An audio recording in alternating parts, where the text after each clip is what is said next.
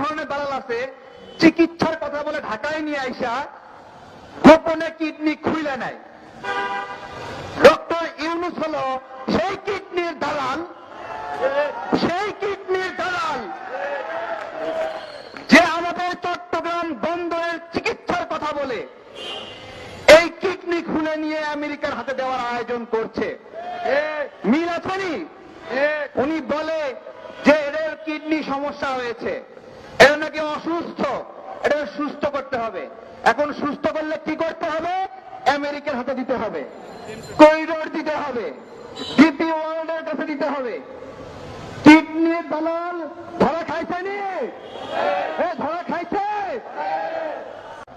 আমেরিকার বড় লোক মনে করে বলতেছে ধর্ষিত হই না, সমস্যা কি, বড় লোকই তো আছে।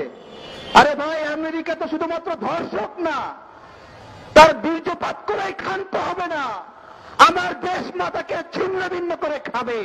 এইটা কি কখনো বিবেচনা করেছেন?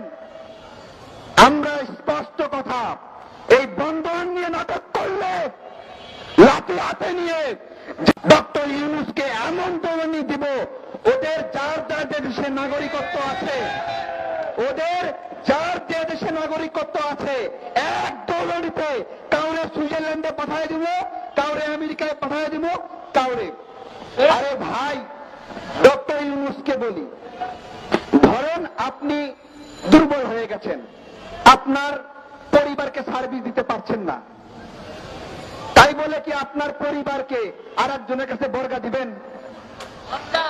দিবেননি, আসলে দিবেননি। আচ্ছা, ওনার